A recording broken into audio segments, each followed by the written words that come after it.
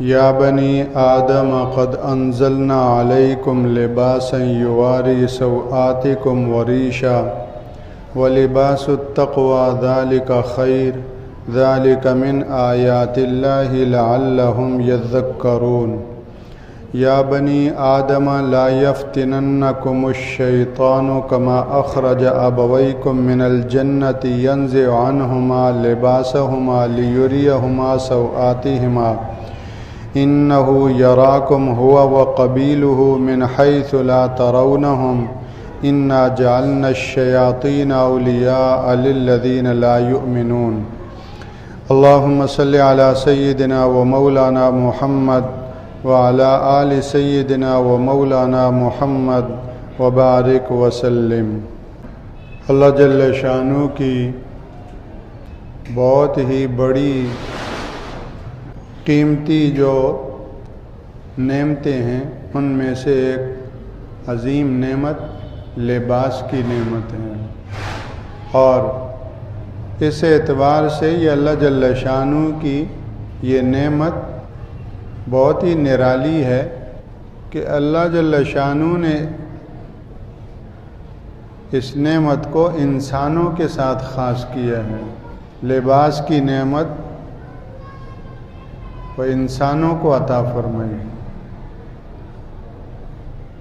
یعنی یوں کہیں کہ انسانوں کی خصوصیت ہے لباس۔ چڑیا گھر میں آپ نے طرح طرح کے جانور دیکھے ہیں۔ ہاتھی ہے، جس لباس میں پیدا ہوا ہے اسی لباس میں اس دنیا سے جائے گا، اس کا کوئی سوٹ نہیں ہے۔ ہفتہ گزرا، مہینہ گزرا، سال گزرا، 10 سال گزرے۔ کچھ وقت پہلے لاہور سے ایک ہاتھی کو سری لنکا کی طرف لے گئے، 35 سال اس نے یہاں پاکستان میں گزارے۔ بیمار پڑ گیا تھا، اس کے ساتھ جو جوڑا تھا وہ بیمار پڑ کر وہ مر گیا تھا، یہ اکیلا تھا۔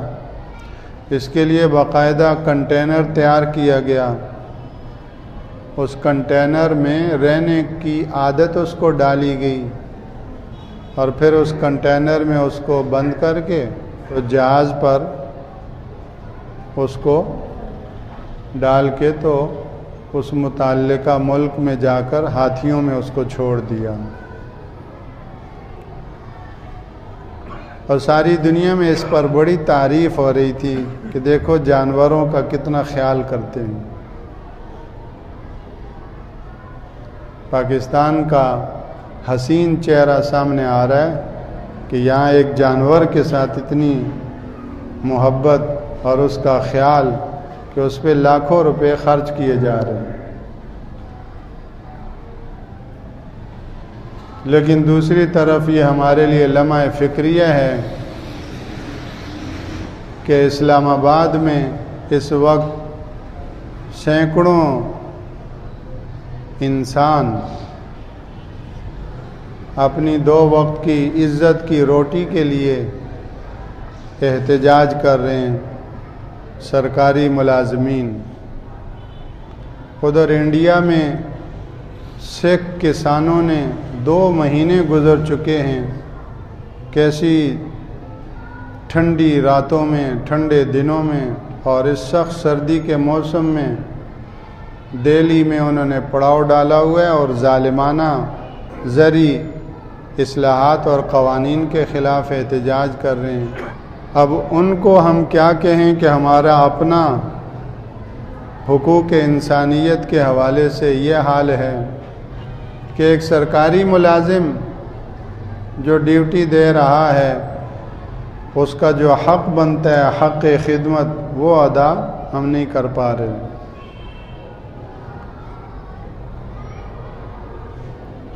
تو انسانوں کا معاملہ تو بہت یہ اپنی جگہ بجا ہے کہ اللہ کا دین جانوروں کے حقوق بھی ادا کرنے کا پابند بناتا ہے، اور حدیث پاک میں آیا کہ وہ خاتون جس نے بلی کو باندھے رکھا، بھوکا پیاسا اس کو مار دیا، حالانکہ وہ نیک خاتون تھی، لیکن ایک جانور پر یہ ظلم کی وجہ سے اللہ کی پکڑ میں آئی اور عذاب میں گرفتار ہوئی۔ اور اللہ کے حبیب صلی اللہ علیہ وسلم نے ایک مرد اور ایک خاتون کے 2 واقعات ذکر کیے، جن میں یہ بات آتی ہے کہ ایک پیاسے کتے کو پانی پلایا، اللہ جل شانہ نے اس کی مغفرت فرما دی۔ تو یہ واقعات عبرت کے لیے ہیں کہ ایک کتے کو، ایک جانور کو پانی پلا کر اللہ کی مغفرت اور اللہ کے فضل و رحمت کو آدمی لے سکتا ہے، تو انسانوں کے حق حقوق ادا کر کے کتنا اللہ کا محبوب بندہ بن سکتا ہے۔ عبد الملک بن مروان نے اپنے ماتحت گورنروں کو اسی کی تاکید کی تھی کہ دیکھو یزید کی طرح ظلم نہیں کرنا، اللہ کی پکڑ بڑی سخت ہے۔ یزید نے ظلم کیا، مدینے والوں پہ ظلم کیا، مکہ والوں پہ ظلم کیا، اہل بیت کے اوپر کربلا میں ظلم کیا، تو ان کے خاندان سے ہی حکومت اللہ نے چھین لی۔ تو انسانوں کا معاملہ بہت سنگین ہے۔ اللہ کو سب سے زیادہ پیارا وہ ہے جو اللہ کے کنبے کے ساتھ، اچھائی کے ساتھ، حسن سلوک کے ساتھ پیش آنے والا ہو۔ الخلق عیال اللہ فاحب الخلق الی اللہ من احسن الی عیالہ۔ ساری مخلوق اللہ کا کنبہ ہے، اللہ کو سب سے زیادہ پیارا وہ ہے جو اس کے کنبے کے ساتھ حسن سلوک سے پیش آئے۔ گالی حرام ہے، غیبت حرام ہے، لعن طعن حرام ہے، یہ سب ہم آپس میں ایک دوسرے سے یہ چیز کریں اللہ کو سخت ناپسند ہے، اس لیے اللہ نے ان کو حرام کر دیا۔ تو خیر، وہ ہاتھی جس نے 35 سال یہاں گزارے پاکستان میں، 35 سالوں میں کتنے سوٹ اس نے تبدیل کیے۔ اس چیز کو ہم سوچیں، اللہ کا قرآن اس کی طرف متوجہ کر رہا ہے کہ دیکھو مچھلیوں کو کوئی لباس نہیں ملا، ہاتھیوں کو، گائے بیل بکری دمبا، ان کا جو پیدائشی لباس ہے موت کے وقت تک وہی لباس ہے۔ اوپر تم دیکھتے ہو الم یروا الی الطیر فوقہم، ان پرندوں کا وہی لباس ہے جو پیدائشی لباس ہے۔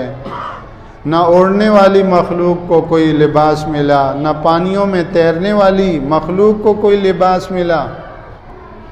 جنگلوں کے درندے ہیں، شیر ہے، چیتا ہے، بھیڑیا ہے، لومڑی ہے، سب کا پیدائشی لباس ساری زندگی ساتھ رہے گا۔ تمہارے گھریلو پالتو جانور ہیں، مال مویشی ہیں، ان کا وہی لباس ہے تا حیات۔ تو ان تمام مخلوقات کو تم دیکھ رہے ہو، ان تمام مخلوقات کو تم دیکھ رہے ہو، کسی کو اللہ نے لباس نہیں دیا۔ یا بنی آدم قد انزلنا علیکم لباسا، اے اولاد آدم، اے آدم کی اولاد، ہم نے تمہیں لباس سے نوازا ہے۔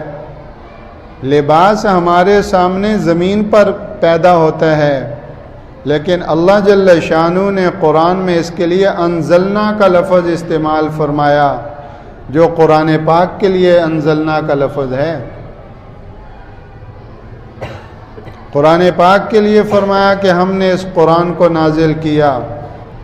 الحمدللہ الذی انزل علی عبدہ الکتاب ولم یجعل لہ عوجا۔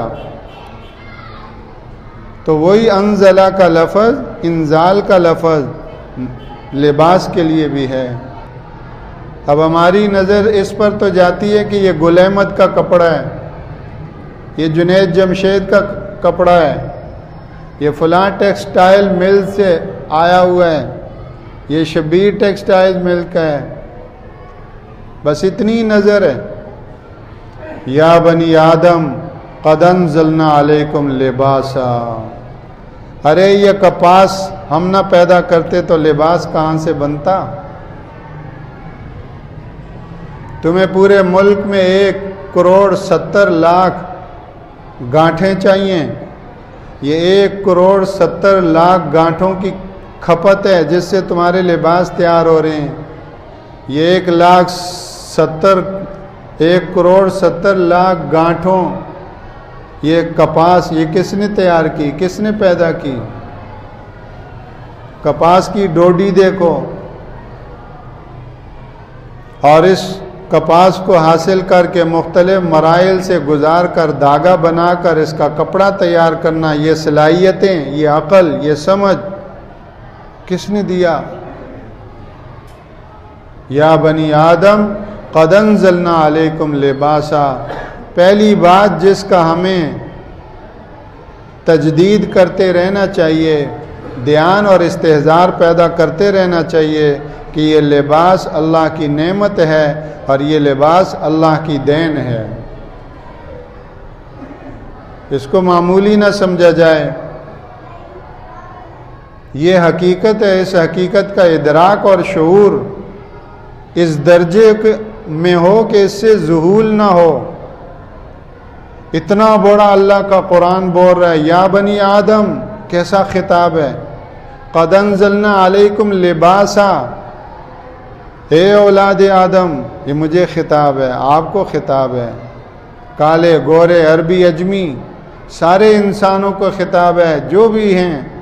اے اولاد آدم قد انزلنا علیکم لباسا، ہم نے تم پر تمہارے لیے لباس اتارا ہے. تو پہلی بات یہ ہوئی کہ ہماری نظر لباس پر جائے تو اللہ پہ جائے، لباس کو دیکھیں تو اللہ پہ جائے. اللہ نے یہ لباس عطا کیا، اللہ نے یہ کپڑے دیے، یہ تن بدن ڈھانپنے کے لیے یہ اللہ کی طرف سے انتظام ہوا. جن کو اللہ نے نہیں دیا ان کو کوئی پہنا نہیں سکا آج تک. ہاتھی پہ 10-15 میٹر کپڑا خرچ ہوتا، کوئی بوری بھی اس کو نہیں پہناتا. اللہ نے جو نہیں اس کا لباس پیدا کیا. تو ان تمام جانوروں میں، تمام مخلوق میں اللہ نے مجھے کتنا نرالا اور کتنا ممتاز مقام دیا، اور سارے جانوروں سے مجھے اللہ نے ممتاز الگ عالی درجہ دیا کہ اے اولاد آدم ہم نے تمہیں لباس دیا ہے. گدھے کو ننگا رکھا، کتے اور بلی کو ننگا رکھا، جانوروں کو ننگا رکھا، کسی کو ہم نے لباس نہیں دیا. ہم نے تمہیں لباس سے نوازا ہے. اس میں کتنی محبت ہے، کتنی قدردانی کی اس میں تعلیم ہے. اور اس کے اندر یہ پیغام بھی چھپا ہوا ہے کہ لباس شرف انسانیت ہے، انسان کا اعزاز ہے. لباس انسان کا اکرام اور احترام ہے. اور لباس سے بے لباس ہونا یہ جانور پنا ہے، یہ بہیمیت ہے. لباس سے بے لباس ہونا یہ حیوانیت ہے. یہ حقیقت ہمارے دل دماغ میں یہ پیدا ہو، کیونکہ آج شیطان انسان کو اس شرف سے محروم کرنے میں لگا ہوا ہے. اللہ نے اپنے بندوں کو لباس سے نوازا، اللہ نے اپنے بندوں کا اکرام اور احترام لباس سے کیا، اور شیطان انسانوں کو لباس سے محروم کرنے میں لگا ہوا ہے. جسم کے مختلف حصوں سے ان کو ننگا کرنے میں لگا ہوا ہے. پاؤں کی طرف سے لباس کو اوپر لا رہا ہے، چڈی پہ پہنچایا، سر سے لباس کو نیچے لا رہا ہے، بازوؤں سے لباس کو کھینچ رہا ہے. کرتے کرتے جسم پر تھوڑا سا کوئی چیتھڑا ہے وہ رہ گیا. اور اس پر مستزاد یہ کہ شیطان دماغ میں اور ذہن میں یہ وسوسہ ڈالتا ہے کہ اب تو کیا ہے، روشن خیال ہے، اب تو کیا ہے، ترقی یافتہ ہے، یہ تیرا فیشن ہے، جدید دور میں تو داخل ہو گیا ہے، پتہ نہیں کیا کیا یوسوس فی صدور الناس من الجنت والناس ذہن میں ڈالتا ہے، دماغ میں ڈالتا ہے. اس لیے جو جتنا ننگا ہوتا ہے اتنا خوش ہوتا ہے. حالانکہ اللہ کے قرآن سے پوچھا تو اللہ کا قرآن بتا رہا ہے کہ لباس تیرا شرف تھا، لباس تیرا شرف ہے، لباس تیرا شرف رہے گا.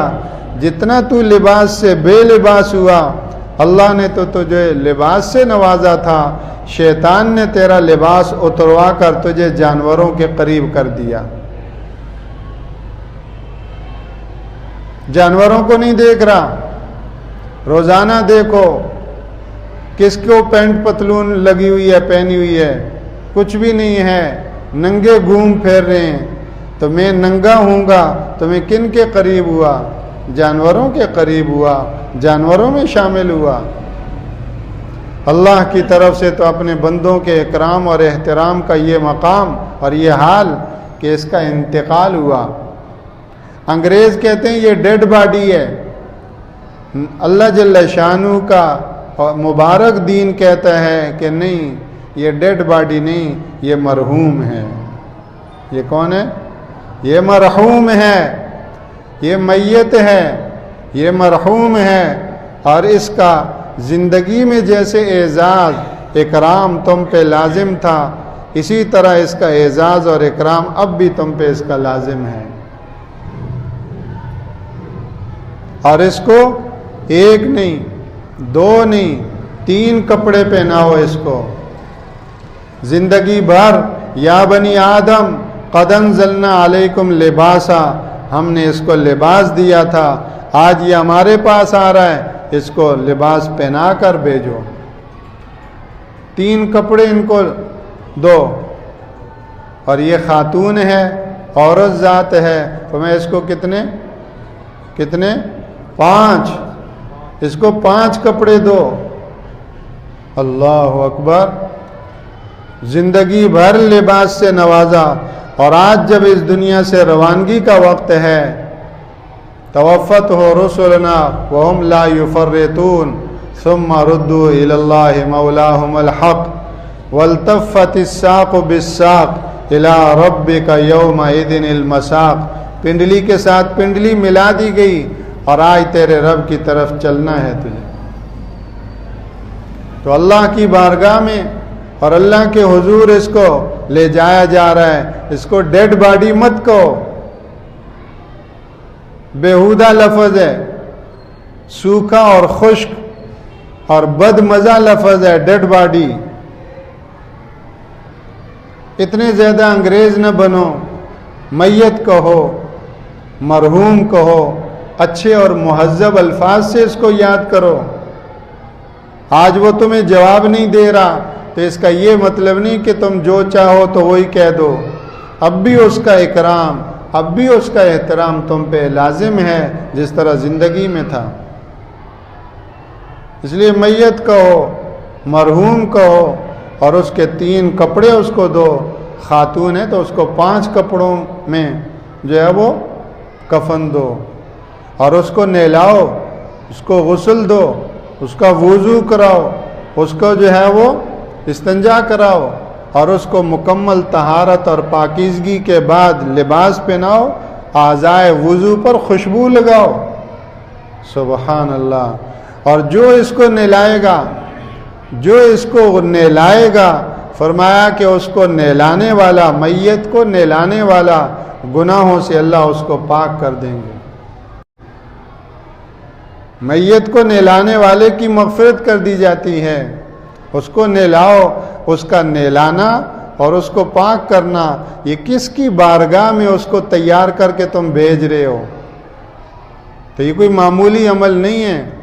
جس طرح ماں اپنے بچے کو نہلا دھلا کر کپڑے پہنا کر اب بیٹا جاؤ جمعے کی نماز پڑھنے کے لیے، تو اس طرح تم نے اس کو نہلا دھلا کر نئے لباس میں مکفون کر کے اس کو اللہ کی بارگاہ میں تم نے بھیجا ہے. تمہارا یہ عمل معمولی نہیں. اگر یہ حقیقت ہم پر کھل جائے، ہر آدمی اپنے میت کو غسل دینے والا ہو، ڈھونڈتے ہیں غسل دینے والا کوئی مل جائے. انا للہ. اپنے ابا کو خود غسل دو, اپنے بیٹے کو خود غسل دو, اپنے بھائی کو خود غسل دو. عورت ذات ہے, امی ہے تو بیٹیاں خود غسل دیں. بہن ہے تو اپنی بہن کو بہنیں غسل دیں. بیٹی ہے تو ماں غسل دے. گھر کے جو قریبی رشتہ دار ہیں وہ غسل دیں. اور پھر پوچھتے ہیں کہ ہمیں تو طریقہ نہیں آتا غسل کا, کیسے غسل دیں؟ لا الہ الا اللہ. بھائی میت کو غسل دینے کا کوئی الگ طریقہ ہے؟ اس کا کوئی اور طریقہ ہے؟ نہیں. جو زندے کا طریقہ ہے وہی میت کو غسل دینے کا طریقہ ہے. زندے اور میت کے غسل میں کوئی فرق نہیں. ایک فرق ہے کہ زندہ خود غسل کرتے ہیں اور میت کو غسل تم دو گے, بس یہ فرق ہے. زندہ کیا کرتے ہیں؟ خود غسل کرتے ہیں. میت کو تم غسل دو گے. باقی جو سنت طریقہ زندے کے غسل کا ہے وہی سنت طریقہ میت کے غسل کا ہے. اس میں 19-20 کا بھی فرق نہیں. یہ فرق ہو جائے گا معمولی سا کہ تم کلی کر لیتے ہو, میت کو کلی کیسے کراؤ گے؟ تم ناک میں پانی ڈال لیتے ہو, میت کے ناک میں کیسے پانی ڈالو گے؟ بس اتنا فرق ہو گیا. لہذا روئی پانی میں گیلی کر کے اس کے منہ میں اچھی طرح پھیر دو, وہ یہی کلی ہے اس کی. روئی کو پانی میں گیلا کر کے کپڑے روئی کو ناک میں, دونوں ناک کے نتنوں میں پھیر دو, بس یہ گویا کہ کلی اور استنشاق کے قائم مقام ہے. باقی غسل کا مسنون طریقہ جو تمہارے لیے ہے وہی مسنون طریقہ میت کا بھی ہے. زندوں کا مسنون طریقہ کیا ہے؟ پہلے استنجا کریں. تو میت کو ہی پہلے استنجا کراؤ.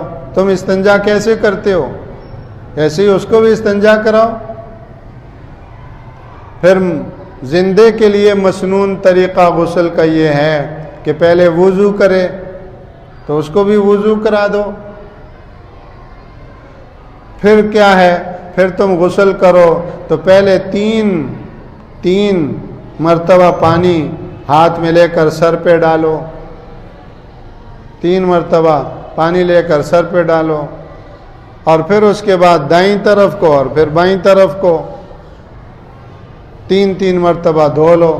یہ غسل ہو گیا. یہی مسنون طریقہ اس کا بھی ہے. اسی طرح قبر میں لٹانا, جیسے زندوں کے لیے مسنون طریقہ لیٹنے کا ہے, قبر میں لٹانے کا بھی بہو مسنون طریقہ وہی ہے. کوئی 19-20 کا بھی فرق نہیں. پوچھتے ہیں بھائی قبر میں کیسے لٹائیں؟ ہاں بھائی صحیح لٹا دیا. بھائی جیسے زندہ ہے ساری زندگی ہم نہیں لیٹتے. اصل بات یہ ہے کہ اس کا اہتمام نہیں ہوتا. بھائی مسنون طریقہ لیٹنے کا کیا ہے؟ ساری زندگی اس کا اہتمام رہنا چاہیے کہ میرا یہ لیٹنا بھی عبادت اور تعلق مع اللہ کا ذریعہ بن جائے. چت لیٹنا اور پت لیٹنا الٹا 2 طریقے یہ ہوئے. دائیں کروٹ پہ لیٹنا, بائیں کروٹ پہ لیٹنا, 2 طریقے یہ ہوئے. کل یہ 4 طریقے لیٹنے کے. سیدھا لیٹ گئے, الٹا لیٹ گئے, 2 یہ ہوئے. دائیں پہلو پہ لیٹ گئے اور بائیں پہلو پہ لیٹ گئے, 2 یہ ہوئے. یہ 4 طریقے ہیں. ان میں سے مسنون کون سا ہے؟ دائیں طرف. ایک دائیں پہلو پہ دائیں کروٹ پہ لیٹنا, یہ ایک. دوسرا یہ کہ اگر ممکن ہو تو یہ قبلہ رخ ہو. یہ لیٹنا کیا ہو؟ قبلہ رخ ہو. دائیں پہلو پہ اور قبلہ رخ, یہ 2 چیزیں ہوں تو یہ سنت کے مطابق لیٹنا ہوا. اب اگر یہاں مسجد میں کوئی لیٹے تو سنت کے مطابق لیٹنا کیسے ہوگا؟ ایسے لیٹنا ہوگا یا ایسے؟ عام طور پر مسجد میں کوئی لیٹا ہو تو ایسے نظر آتا ہے, تو قبلہ رخ تو نہیں ہو رہا. اور قبلہ رخ ہونے کو معمولی نہ سمجھا جائے۔ اللہ جل شانہ کی جو خاص تجلیات اور انوارات کا نزول بیت اللہ پہ ہوتا ہے، مجھے اور آپ کو ساری دنیا میں رہنے والوں کو قبلہ رخ ہونے کو کہا گیا ہے۔ جو قبلہ رخ ہوتا ہے اس کو ان تجلیات اور ان انوارات سے کنیکشن ہو جاتا ہے، اس کا لنک ہو جاتا ہے، اس کا رابطہ ہو جاتا ہے، اور بیت اللہ پہ ان تجلیات اور انوارات کا جو نزول ہوتا ہے پورے عالم میں ان کا پھیلاؤ ہوتا ہے، سیدھا اس کے سینے میں اور اس کے دل مرکز میں پہنچتی ہے۔ یہ جو ہمارے سینے میں جو یہ دل رکھا ہوا ہے، یہ بیت اللہ کے ساتھ کنیکشن کا ایک خاص آلہ ہے۔ ہاتھوں کا تعلق بیت اللہ سے نہیں، آنکھوں کا، زبان سے، کانوں کا اور باقی اعضاء کا بیت اللہ سے تعلق دل کا ہے۔ اللہ نے ہر بندے کے دل میں یہ آلہ فٹ کیا ہے۔ اس کا کنیکشن، اس کا پاور کا مرکز کون سا ہے؟ وہ بیت اللہ ہے۔ ساری دنیا میں جتنے بھی اہل ایمان بس رہے ہیں، سب کے دلوں کا کنیکشن وہ بیت اللہ سے جڑا ہوا ہے۔ جو اللہ جل شانہ کی طرف سے تجلیات اور انوارات کا نزول بیت اللہ پہ ہوتا ہے، جو قبلہ رخ ہیں ان کا کنیکشن ہو گیا، اور تجلیات اور انوارات کا گویا کہ روانی ہو گئی۔ اس لیے مرحوم کو قبلہ رخ لٹاؤ، بالکل کروٹ دے دو، تھوڑا سا منہ پھیر لیا، ارے منہ کا تعلق تو بیت اللہ سے نہیں، دل کا تعلق بیت اللہ سے ہے۔ سیدھا قبر میں لٹا کے تھوڑا سا چہرہ گھما لیا، کہتے قبلہ رخ ہو گئے۔ جو اصل چیز تھی اس کا کنیکشن تو کیا نہیں، منہ کا رخ کر لیا بس۔ اس لیے اس کی وصیت کر کے ہم مریں، اپنے پاس وصیت کر کے رکھیں۔ یہ جتنی بھی گڑبڑ دیکھتے ہیں تو اس کے حوالے سے ہم وصیت کریں کہ بھئی میرے ساتھ ایسے نہیں کرنا، میرا جب انتقال ہو جائے مجھے قبر میں ایسے لٹانا، بالکل سیدھے کیا ہے، سیدھے پہلو پر، سیدھی کروٹ پر، قبلہ رخ، تاکہ میرا ڈائریکٹ تعلق بیت اللہ کے ساتھ جڑ جائے اور اللہ کے گھر کی تجلیات کی کوئی لہر سیدھی دل میں آئے اور میرا بھی جو ہے کام بن جائے۔ خبردار مجھے سیدھا لٹانا، اس کی وصیت کریں۔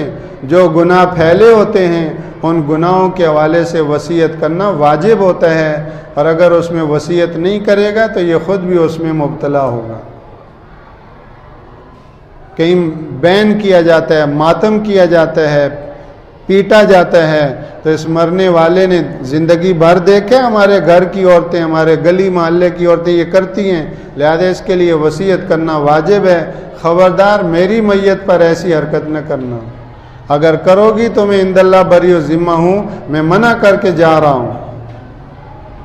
اسی طرح مرنے کے بعد میراث کا صحیح گویا کہ فیصلہ، میراث کا جو ہے وہ تقسیم، وہ دیکھ رہا ہوں کہ نہیں ہو پا رہی، تو اپنی زندگی میں اس کی وصیت اور تاکید کرنا کہ میرے مرنے کے بعد میری میراث کو صحیح جو ہے وہ شرعی طریقے کے مطابق تقسیم کرنا۔ غرض یہ کہ جو خرابیاں ماحول معاشرے میں ہوں ان کے حوالے سے تاکید اور وصیت کر کے مرے آدمی، میں اور آپ مرد اور خواتین، کہ بھئی یہ چیزیں میں دیکھ رہا ہوں ہمارے ہاں ہیں، میرے مرنے کے بعد یہ چیزیں نہ ہوں، اور خود بھی زندگی بھر ان کی اصلاح کے لیے کوشاں ہو۔ تو قبر میں لٹانے کا بھی غلط طریقہ ہمارے ہاں یہ ہے کہ سیدھا لٹا دیتے ہیں۔ عورت ذات ہے تو وہ وصیت کرے، مجھے بیت اللہ کے انوارات اور بیت اللہ کی تجلیات سے خبردار محروم نہ کرنا۔ ایک دن، 2 دن، 1 سال، 2 سال کی بات نہیں، نہ معلوم قبر میں کتنا عرصہ رہنا ہو، تو تم نے بیت اللہ سے مجھے توڑ دیا، سیدھا لٹا کر واپس آ گئے۔ رسول اللہ صلی اللہ علیہ وسلم کی تعلیم اور آپ کے حکم کے مطابق مجھے قبر میں ایسے لٹانا۔ تو غرض یہ کہ دنیا میں جو لیٹنے کا مسنون طریقہ ہے، قبر میں بھی لیٹنے کا وہی مسنون طریقہ ہے، بس فرق اتنا ہے کہ دنیا میں میں خود لیٹوں گا، قبر میں دوسرے لٹاتے ہیں۔ الٹا لیٹنا یہ شیطان کا طریقہ ہے، اور الٹا لیٹنا یہ جہنمیوں کا طریقہ ہے، اس لیے الٹا لیٹنے سے بچے۔ اور بائیں کروٹ پر لیٹنا یہ طبی اعتبار سے نقصان دہ ہے، اور بہرحال سنت تو ہے نہیں۔ بائیں طرف لیٹا تو دل چونکہ بائیں طرف ہے، دل کے اوپر دباؤ ہوگا، دل کے اوپر دل آزاد نہیں رہ سکے گا۔ اب یہ ماشاءاللہ 60 70 80 کلو کی باڈی ہے، اب بائیں طرف لیٹے ہوئے ہیں، دل کو پمپ بھی کرنا ہے، سارا خون کی سپلائی بھی جاری رکھنی ہے، اور اس کو اپنا کام، وہ تو پیدائشی کام والا ہے، اور آپ تو سو رہے ہیں، وہ سوئے گا نہیں، وہ جاگے گا۔ تو اس لیے رسول اللہ صلی اللہ علیہ وسلم پہ قربان جائیں، لیٹنے میں بھی ہماری رہنمائی فرمائی کہ بائیں پہلو پہ نہ لیٹنا، اس سے تمہارے دماغ کے اوپر اثر ہوگا، تمہارے باڈی کے مختلف نظاموں کو یہ چیز ڈیمیج کرے گی اور ان پر اثر انداز ہوگی۔ بائیں طرف لیٹنے سے بچو۔ اور سیدھا لیٹنا یہ بھی اس وقت ہے کہ جب تم دائیں پہلو پہ لیٹ کر تھک گئے تو اب سیدھے لیٹ جاؤ۔ لیٹے لیٹے آدمی تھک جاتا ہے، پہلو بدل لیتا ہے، تو بہرحال الٹا لیٹنے سے تو بچے۔ اور باقی جو 3 صورتیں ہیں ان میں سنت تو دائیں پہلو پہ ہے، باقی 2 صورتیں ریلیکس ہونے کے لیے کہ تھک گئے ہیں تو اس لیے وقتی طور پر تھوڑی دیر کے لیے وہ اس کی گنجائش ہے، پھر کوشش کرے کہ پھر سیدھی جو ہے وہ طرف لیٹ جائیں۔ تو جو زندگی میں لیٹنے کا مسنون طریقہ ہے، مرنے کے بعد بھی قبر میں لیٹنے کا وہی مسنون طریقہ ہے۔ جو زندگی میں وضو اور غسل کا مسنون طریقہ ہے، مرنے کے بعد بھی وضو اور غسل کا وہی کیا ہے؟ مسنون طریقہ ہے۔ اور مرنے والے کے لیے یہ جو اکرام ہے، یہ اتنا بڑا عمل ہے کہ ہم میں سے ہر ایک اس کی کوشش کرے اپنے گھر کے مرحومین کو غسل خود دیا کریں۔ کہتے ہیں جماعت میں فلاں ہے، وہاں غسل دینے کے لیے لے گئے تو بھئی اپنے کو تو محروم کر ہی دیا، ٹھیک ہے غسل ہو جائے گا، لیکن کاش یہ بیٹی کو اپنی امی کو غسل دینا نصیب ہوتا۔ ماں کے حقوق میں آخری حق یہ تھا، وہ آخری حق بھی ادا نہ کر سکی۔ بہن بھائیوں کو، اولاد والدین کو، یہ بہت بڑے بھاری رشتے ہیں، ان کا حقوق بڑے بھاری ہیں۔ آخری وقت ان کو غسل دے کر ممکن ہے اس کے ذریعے اللہ بیڑا پار کر دیتے ہیں، اس لیے اس کی بات چلائیں، گھروں میں اس کے تذکرے کریں، اس کی ایک دوسرے کو ترغیب دیں، کوشش کریں اپنے گھر کے میت کو غسل خود دیں۔ اب کیا ہمارے گھر میں غسل کا انتظام نہیں ہے؟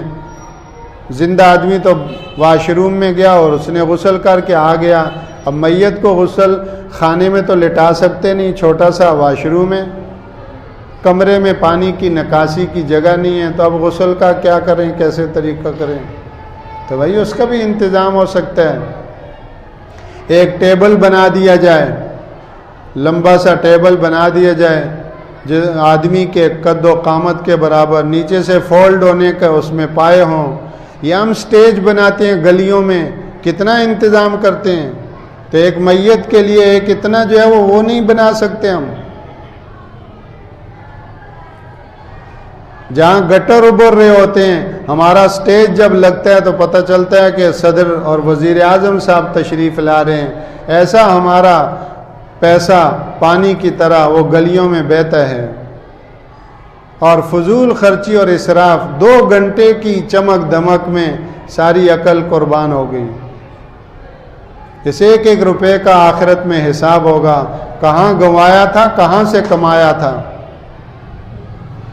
تو 2 گھنٹے کے لیے اسٹیج پر 5 لاکھ روپیہ لگا دیا، اس میت کے غسل کے لیے ایک پھٹا نہیں بنا سکتے؟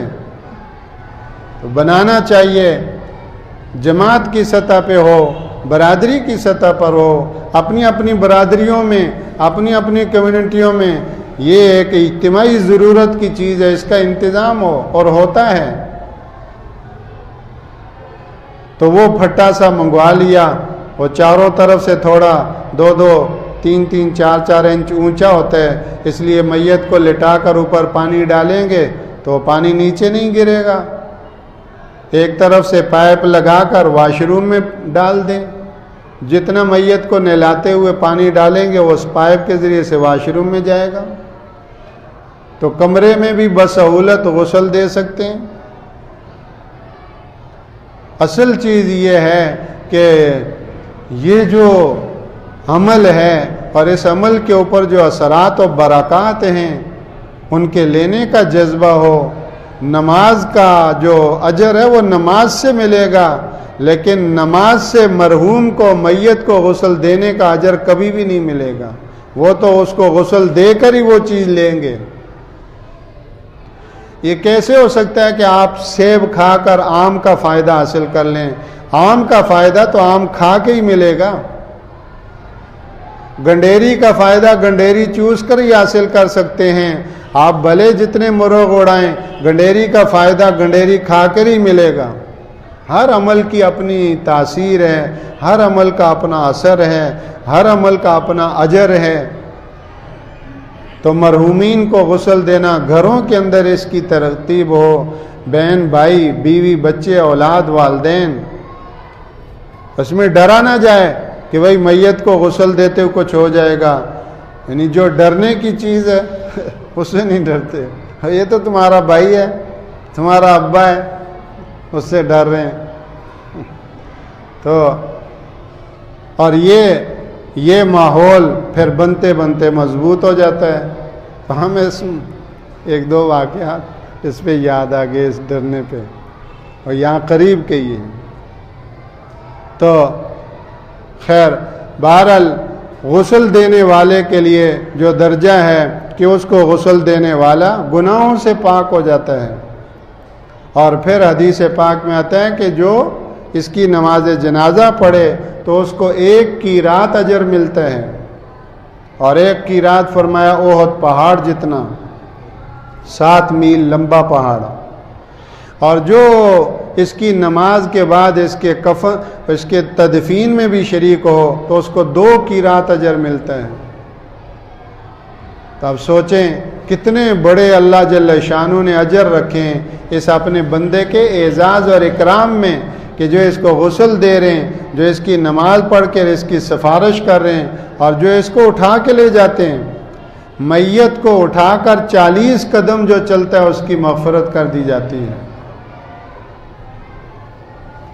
یہ کتنا اکرام کا دین ہے کہ مرنے والے کو کندھوں پہ اٹھا رہے ہیں. بڑا لطف آتا ہے، اس کو کندھوں پہ اٹھا رہے ہیں. کتنا اعزاز ہے. اور صرف اٹھانا ہی نہیں، اس اٹھانے میں 40 قدم جو چل رہا ہے اس پر اللہ جل شانہ کی طرف سے مغفرت کا فیصلہ ہو رہا ہے. اس لیے اکرام مسلم 6 نمبروں میں مستقل ایک نمبر ہے. ہم اپنی زبانوں کو گالم گلوئی سے پاک کریں، لعن طعن سے، غیبت سے، بدگوئی سے، پس پشت کسی کے بارے میں باتیں کرنے سے اس سے گریز کریں. یہ سخت اللہ کی ناراضگی کا ذریعہ ہے. یہ ہمارے لیے بہت بڑا سبق ہے. جب مرنے کے بعد اس کو اٹھا کر لے جانے والوں کو اللہ اتنا نواز رہا ہے، اس کو غسل دینے والوں کو اتنا نواز رہا ہے، اس کے کفن دفن میں شریک ہونے، تو زندگی میں اس کو گالیاں دینے والا، اس کے پسے پوئے غیبت کرنے والا، اس کے پسے پوئے اس کی ٹانگیں کھینچنے والا، وہ کتنا اللہ کی ناراضگی کا اپنے آپ کو مستحق بنا رہا ہے. زندگی بھر بھی لباس اللہ نے انسانوں کو دیا. مرنے کے بعد بھی جانوروں کو کچرا کنڈی پہ پھینک دیتے ہیں، انسانوں کو مرنے کے بعد بھی اللہ نے لباس دیا، بہترین لباس دیا. اس لیے لباس یہ انسانیت کا شرف ہے، لباس انسانیت کا خاصہ ہے. لباس اللہ کی طرف سے اولاد آدم کے لیے، چونکہ یہ اشرف المخلوقات ہے، اس لیے اللہ کی طرف سے خاص اعزاز ہے.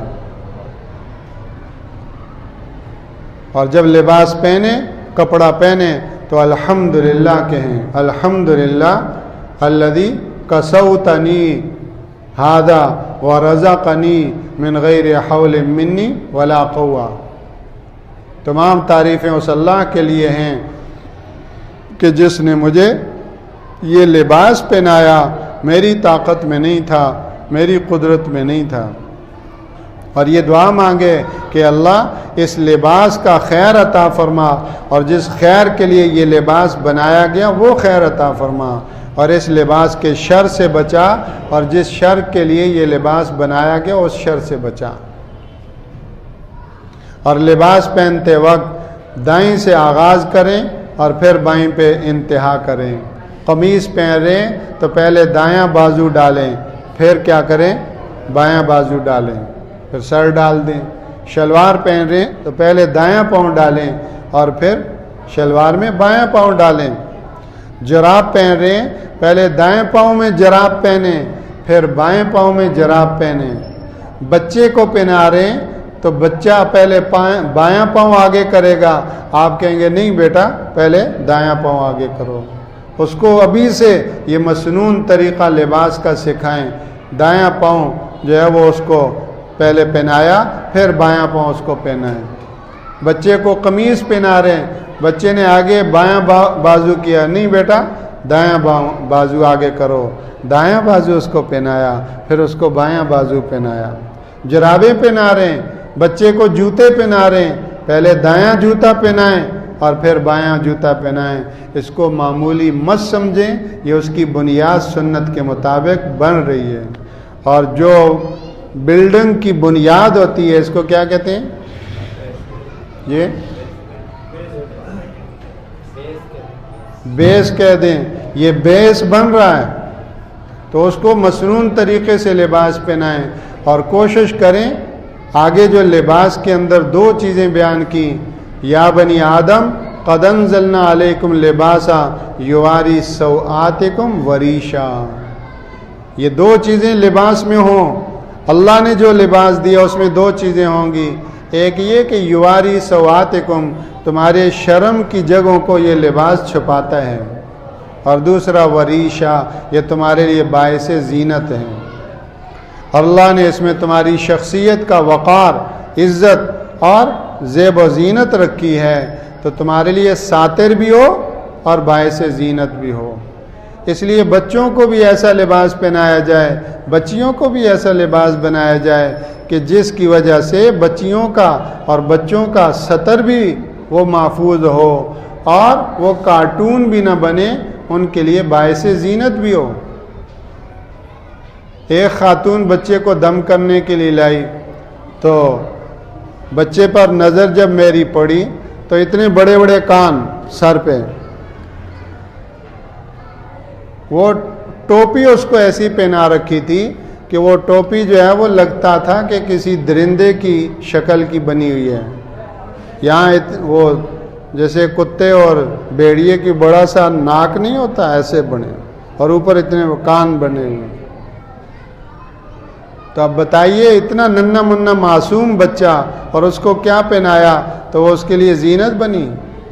میں نے اس خاتون سے کہا کہ یہ کان اس کے اچھے نہیں لگتے آپ کو، یہ اتنے بڑے بڑے جانور والے کان آپ نے اس کو پہنائے، اللہ نہ کرے اگر اس کے یہ کان ایسے بن جائیں تو۔ بستے، سکول کے بستے وہ جانوروں کے بنے ہوئے ہیں، جیسے بندر اٹھایا ہوا ہے، ماں جا رہی ہے پیچھے بندر اٹھایا ہوا ہے، وہ بستہ ہے، اور بستے کے اندر اسلامیات اور دینیات اور جو ہے وہ کتابیں ہیں بچے کی، اور اوپر وہ کتے اور بندر کی شکل کا بنا ہوا ہے، پرس جانوروں کے بنے ہوئے، شرٹ جانوروں کی بنی ہوئی۔ تو فرمایا کہ دیکھو لباس ایسا ہو جو تمہارے لیے ساتر بھی ہو، اور لباس ایسا ہو کہ جو تمہارے لیے باعث زینت بھی ہو۔ اب اس میں ہم غور کریں، ہمارے لیے بہت بڑا یہ لباس کے حوالے سے لمحہ فکریہ ہے کہ لباس میں شیطان نے ہمیں ان دونوں بنیادوں سے کتنا دور کرنا شروع کر رکھا ہے، اور کتنوں کو کتنا دور لے گیا ہے۔ پہلے تو مردوں کو پتلون پہنائی تھی، اب شیطان نے عورتوں کو بھی پتلون پہنانا شروع کر دی۔ پہلے مردوں کے لیے سجدہ اور تشہد مشکل کیا، پتلون کسی ہوئی ہے تو سجدہ کیسے کرے گا؟ اور اگر کر بھی لیا تو کب سجدے سے اٹھے گا، کیونکہ پتلون کھینچ رہی ہے کہ بھئی اٹھ جاؤ اوپر، اور یہ سجدہ کرنا چاہ رہا ہے، لڑائی ہو رہی ہے۔ اب آخر پتلون غالب آتی ہے اور سکون کے ساتھ سجدہ نہیں کر پاتا، اور جب اٹھ کر بیٹھا تو تو اب تشہد یہ تو بہت بڑا ایک باادب بیٹھنا، بہت اللہ کو پسند ہے یہ بیٹھنا، جبھی تو نماز کا حصہ اس کو بنایا، لیکن پتلون اس کو ایسا نہیں بیٹھنے دے گی۔ کب سلام پھرے اور میری ٹانگیں سیدھی ہوں،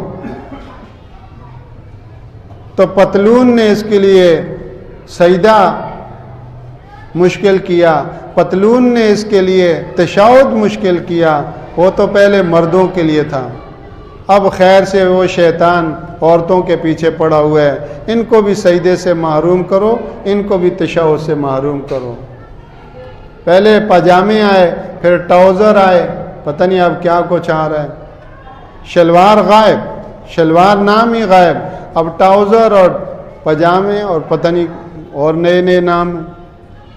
لیکن کام یہی ہے کہ اب اس کو پہن کر یہ عورت سجدہ نہیں کر سکے گی، اس کو پہن کر یہ سکون کے ساتھ تشہد میں بیٹھ کر سلام نہیں پیش کر سکے گی، صلاۃ و سلام نہیں پیش کر سکے گی۔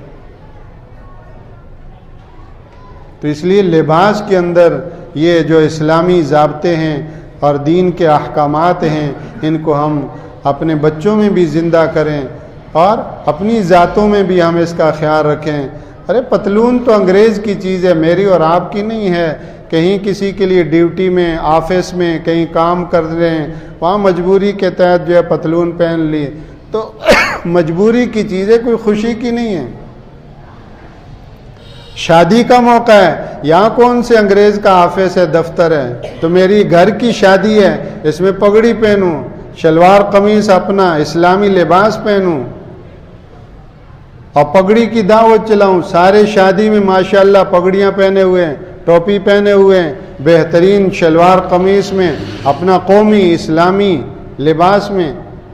شادی کا موقع ہے، اس شادی کو دعوت بناؤں۔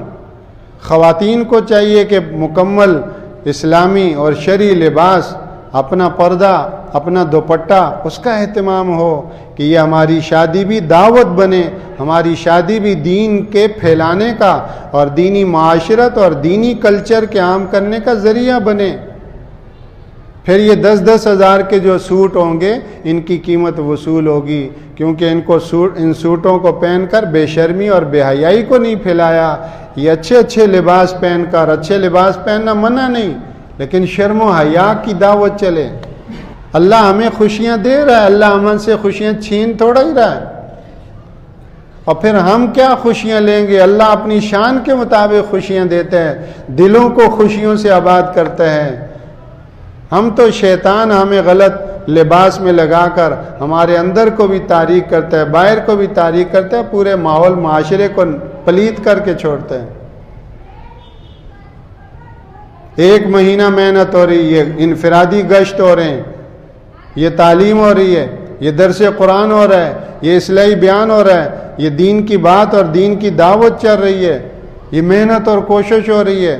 ابھی 2 جماعتیں ہماری مسجد سے چلے کے لیے گئی ہیں، یہ محنت ہو رہی ہے، اور ایک شادی آ کر ساری رات ڈیک بجا کر بے پردگی اور مخلوط اور بیہودہ اور خبیث جو ہے وہ سارا کام کر کے وہ ساری محنت کرنے والوں کی محنت پر پانی پھیر دیتی ہے۔ نمازوں کی، کتنوں کی نمازوں پہ شبخون مار دیا۔ 10 منٹ میں نکاح ہوا مسجد میں، رخصتی رات کو 12 بجے، یہ 12 بجے تک کیا ہوگا؟ کیا کریں گے؟ نکاح بعد نماز عشاء بیچ والی مسجد میں، بعد نماز عشاء بیچ والی مسجد میں، نماز عشاء کے متصل بعد نکاح ہو رہا ہے، 10 منٹ میں نکاح ہو گیا، جو فرائض میں سے ہے۔ فرض تو 10 منٹ میں ہوا، اور رخصتی ہو رہی ہے رات کو 12 بجے۔ فجر کی نمازوں کا کیا ہوگا؟ جتنوں کی نماز اس شادی کی وجہ سے جائے گی، وہ وبال کس پر آئے گا؟ رسول اللہ صلی اللہ علیہ وسلم کی ایک نماز رہ گئی تھی، عصر کی نماز، غزوہ خندق کے موقع پر ایک نماز۔ اللہ کے رسول صلی اللہ علیہ وسلم نے فرمایا کہ ملأ اللہ بیوتہم وقبورہم نارا شغلونا عن الصلاۃ الوسطیٰ، اللہ ان کے گھروں کو اور ان کی قبروں کو آگ سے بھر دے کہ انہوں نے ہماری نماز کو ضائع کیا، یہاں تک کہ سورج غروب ہو گیا۔ ذات کے لیے کبھی آپ نے بدلہ نہیں لیا، لیکن جب اللہ کے دین کا معاملہ آیا پھر آپ کے غصے کو کوئی سہ نہیں سکتا تھا، تحمل نہیں کر سکتا تھا۔ اللہ کا فریضہ رہ گیا اللہ ان کے گھروں کو اور ان کی قبروں کو آگ سے بھر دے۔ تو ہماری شادی نے کتنوں کی نماز برباد کی، کتنے نوجوان لڑکے اور لڑکیوں کی نگاہوں کو ناپاک کیا، اور ہماری شادی کی بے حیائی نے اور بے شرمی نے اور بیہودہ لباسوں نے کتنے نوجوان لڑکوں اور لڑکیوں کو بے راہ روی کے راستے پر لگا دیا۔ لچر اور بیہودہ گانے اور پھر بے پردگی، یعنی کریلا نیم چڑھا، اور پھر وہ بھی انفرادی نہیں، مجمع لگا کر اجتماعی طور پر اللہ کے غضب کو دعوت دینے والا کام ہے۔ اتنی جسارت اور اتنی جرت کہ سارے رشتہ دار، چچا، ماموں، تایا، خالو سارے جمع ہو گئے، اور جمع ہو کر ڈیگ لگا کر ناچ کر انا للہ و انا الیہ راجعون۔ یہ شادی کا انجام کیا ہوگا؟ کہتے ہیں یہ بچہ ساری رات روتا رہتا ہے، جاگنے ہمیں سونے نہیں دیتا، یہ ساری رات ہمیں سونے نہیں دیتا۔ ارے یہ تو معمولی بات ہے، تمہاری شادی نے تو کتنوں کی نیند حرام کی تھی۔ اب یہ بچہ جو ہے تمہیں جگا رہا ہے تو تمہیں گراں گزر رہا ہے، اور تمہارے جب ڈیگ اسی بچے کی جو پیدائش جس شادی سے ہوئی، اس شادی میں جو ڈیگ بجے تھے کتنے مریضوں کے لیے اور کتنوں کے لیے ساری رات، تو یہ وہ گناہ ہیں کہ جو اجتماعی طور پر وہ ہم سب کے لیے لمحہ فکریہ ہیں۔ ہر ایک اپنے ذمے کا کام کرے، جو اپنی محنت کرے گا اللہ سب کی محنت کو دیکھ رہا ہے، جو مرد ہو خواتین ہوں، اور شادیوں میں تو خواتین زیادہ امیر ہوتی ہیں، شادیوں میں خواتین امام ہیں، مرد وار سارے مقتدی ہیں، امام کی چلتی ہے وہاں، وہ اللہ اکبر کرتا ہے سارا مجمع پیچھے اللہ اکبر، وہ رکوع میں سجدے میں سارا مجمع۔